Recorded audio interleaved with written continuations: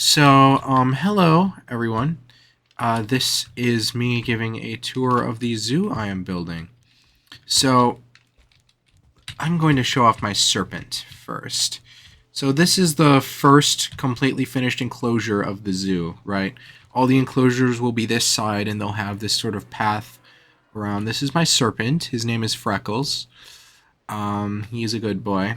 I feed him boar. And ignore the boar. This is a boar tower, which allows me to breed um, a great quantity of boar.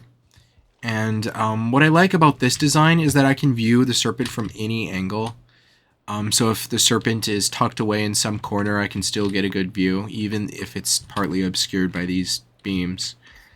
And I already have 2 abominations and 2 trolls ensnared.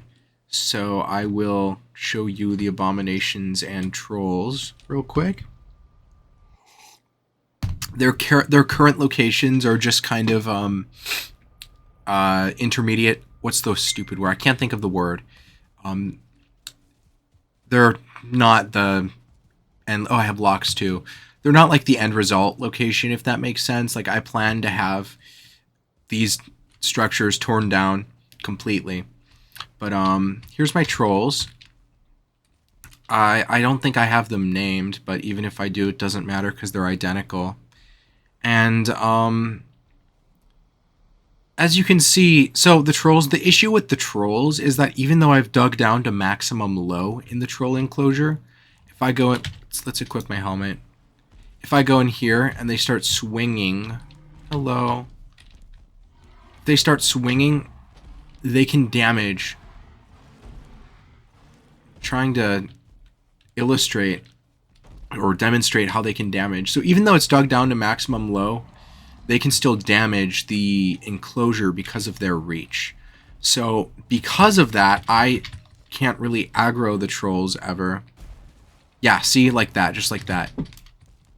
So I have to be very careful not to aggro the trolls, but I still want to view them, hence the iron gates.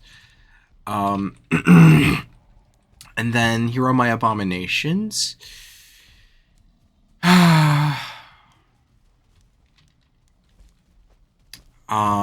So here's my 2 abominations. One of them is named Polonius. I couldn't tell you which one. I haven't named the other. And these abominations, so I've dug down to maximum low here as well. And the abominations do not have the reach necessary to damage the enclosure. And then, let's get to my locks. So, these are my locks. I had a whole bunch, but I murdered them. Looks like they're breeding. Seaweed and kelpie. So I will now show what I plan to do. So all these creatures will be moved from here all the way to here. So it's not that big of a trek. I'm moving all the creatures from their current locations to much more aesthetically pleasing enclosures near the serpent so that it can be one zoo. And also I will move all these boar and some wolves to their own enclosures. So I can't really dig down to maximum low here because it's so near to the coast, right? So I can't have abominations or trolls in this enclosure. So I'm thinking this one can be for wolves. And then over here, I won't be able to dig down to maximum low because it's still too near to the coast. So I'm thinking this one can be for boar. And then over here, I'm thinking it'll be too far. It'll be far away enough from the coast that I can dig down far enough that when the abominations attack the whatever they're aggro to, it won't damage the enclosure. And then, of course, over here, it will most definitely 100% be so far away enough that I won't have water. And so this whole boar tower will go away, and these circles, these rings, and there will be a promenade. I don't know how I'm going to do the promenade, but I'm thinking I will use lots of torches lined up and some maybe I'll do like pathways and stuff. And the promenade. Oh, and also all these enclosures will have these walls with turrets, ballistas on top to protect against seekers.